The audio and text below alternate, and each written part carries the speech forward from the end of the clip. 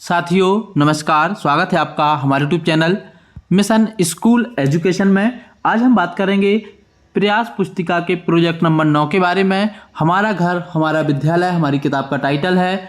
हमको अपने घर में विद्यालय बनाना है, इसको घर पर ही हल करना है और घर के आसपास की चीज़ों से सीखना है। आज के प्रोजेक्ट में हम सीखेंगे जो है संस्कृत में मासानाम नामानी मतलब महीनों के नाम, वासराणाम नामानी मतलब दिनों के नाम, तिथि नाम नामानी मतलब तिथियों के नाम और गणना कृत्वा गिनती करना, इनको हम सीखेंगे। तो सभी बच्चों से रिक्वेस्ट है अपनी पेंसिल निकाल के रख लें, प्रोजेक्ट की किताब निकाल लें, पेज नंबर 17 निकाल लें और प्रोजेक्ट नंबर 9 हल करना स्टार्ट कर दें। ज़्यादा समय ना लेते हुए बढ़ते हैं हम अपने पहले प्रश्न की तरफ।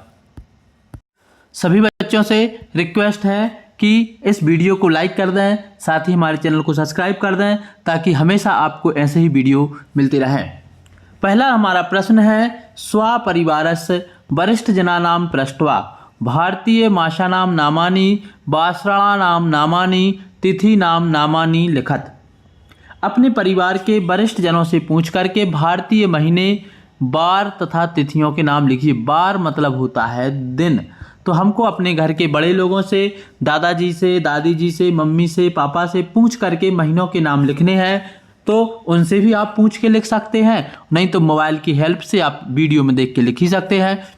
तो हमें महीनों के नाम लिखने हैं। हमको पता है 12 महीने होते हैं, सबको पता है जनवरी, फरवरी, मार्च, अप्रैल, मई, जून, जुलाई, अगस्त, सितंबर, अक्टूबर, नवंबर, दिसंबर, ये सभी बच्चे जानते हैं। लेकिन हिंदी के महीनों के भी नाम होते हैं, चैत, वैशाख, जेठ, आषाढ़, श्रावण, भाद्र, अश्विन जिसको कुंवार बोलते हैं, कातक, कातक के बाद फिर अगहन आता है, अगहन को ही मार्गशीर्ष बोलते हैं, फिर पौष और कातक, अगहन, पौष, माह, फागुन। इस तरीके से हमको इनके नाम याद कर लेने हैं। हमने सबके नाम लिखे हैं। पहले नंबर पर लिखा है चैत्र। चैत्र का महीना मार्च अप्रैल के समय लगता है।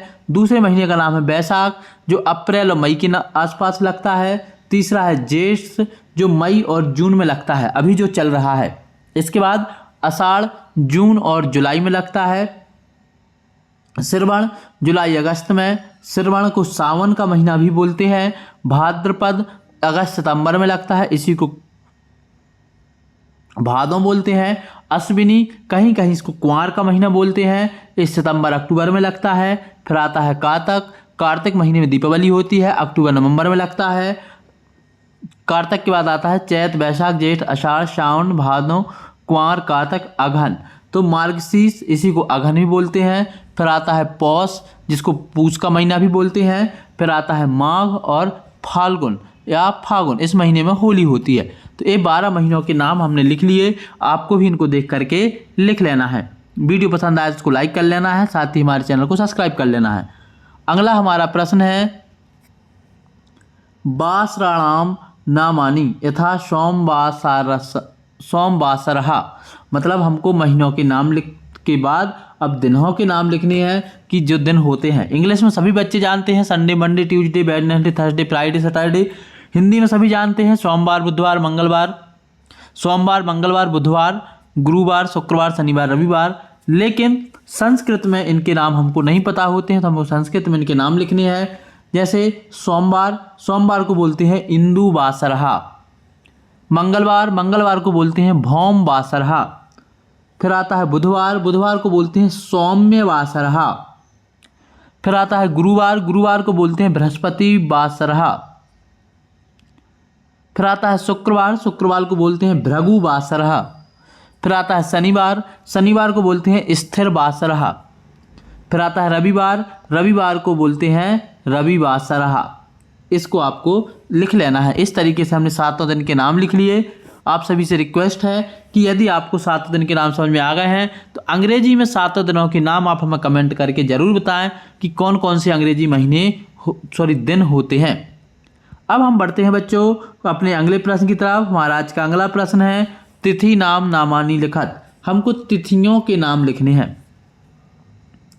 तिथियों के नाम में 15 तिथि होती हैं, हमको इनको याद रख लेना है। जैसे पहली तिथि होती है प्रतिपदा, ये पहली तिथि होती है। फिर आती है द्वितीया जिसको कहीं कहीं दूज बोलते हैं। फिर आती है तृतीया जिसको तीज भी बोलते हैं। चतुर्थी जिसको चौथ बोलते हैं, पंचमी, फिर आती है षष्ठी जिसको छठ बोलते हैं, सप्तमी, फिर आती है अष्टमी, फिर नवमी, दसवीं, एकादशी। एकादशी को ही 11 से बोलते हैं, द्वादशी को द्वास या 12 से बोलते हैं, त्रयोदश को 13 बोलते हैं, चतुर्दशी को कहीं 14 भी बोलते हैं। इसके बाद आती है लास्ट तिथि महीने की और महीने के बीच की।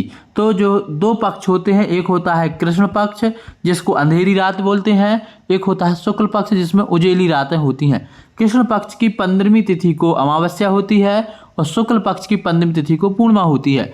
अमावस्या के दिन चंद्रमा बिल्कुल दिखाई नहीं देता है और पूर्णिमा के दिन आसमान में पूरा गोल चंद्रमा दिखाई देता है। इस तरीके से आपकी तिथि लिख लेनी है।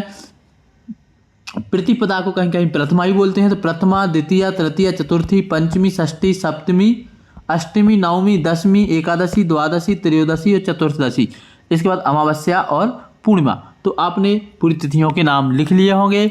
अब आप सभी से रिक्वेस्ट है वीडियो को शेयर भी कर दें ताकि आपके दोस्त भी पीछे ना रह जाएं और सब की जो है कंप्लीट हो जाए। बढ़ते हैं अगले प्रश्न की तरफ। हमारा आज का अगला प्रश्न है, चित्र दृष्ट्वा गणना कृत्वा। चित्र को देखिए और गणना कीजिए। संख्या अंकेषु लिखत, और संख्या नाम अंकेषु लिखत। संख्याओं के नाम अंकों में लिखना है। जैसे यहाँ पे पहले से शब्दों में लिखे हैं, हमें अंकों में लिखने हैं। पहले नंबर पे लिखा है एकम। एकम का मतलब होता है एक। तो यहाँ पर हमने 2 बार एक लिखा हुआ है। ए वाला अंग्रेजी का एक है और हिंदी में एक ऐसे लिखा जाता था। हमारे बुजुर्ग लोग, दादा लोग पहले जो ऐसी गिनती लिखते थे, 1 2 3 4 5 6 7। आपको ऐसी वाली गिनती भी आनी चाहिए, तब तो हमको पता चलेगा कि हमारे पूर्वज क्या छोड़ के गए हैं। तो इस तरीके से 1 2 3, 3 को बोलते हैं त्रीणी, 2 को बोलते हैं द्वय, 1 को बोलते हैं एकम। फिर आती है 4, तो इस 4 को बोलते हैं चतवारी। ऐसे भी 4 लिखे जाते हैं, ऐसे भी 4 लिखे जाते हैं। फिर आता है 5, 5 को बोलते हैं पंच। तो अंग्रेजी में 5 ऐसे लिखते हैं, लेकिन हिंदी में 5 इस तरीके से ऐसे लिखते हैं।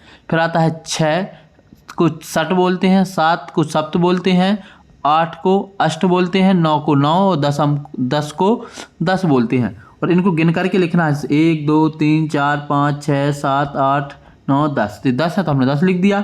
ये 9 है तो यहाँ 9 लिख दिया। 8 के सामने 8, 7 के सामने 7, 6 के सामने 6, 5 के सामने 5, 4 के सामने 4, 3 के सामने 3, 2 के सामने 2 और 1 के सामने 1। ऐसे लिख दिया। अब आप सभी को इन सभी को बिना देखे भी लिखना सीखना है, अंकों में भी और शब्दों में भी। उम्मीद है आपको पूरा प्रोजेक्ट समझ में आ गया होगा। सभी बच्चों ने इसको लिख लिया होगा। आज के इस वीडियो में इतना ही। शाम को फिर हम एक प्रोजेक्ट हल करेंगे और अगले प्रोजेक्ट को लेकर के आएंगे। आज के इस प्रोजेक्ट के साथ ही इस वीडियो को समाप्त करते हैं। जय हिंद।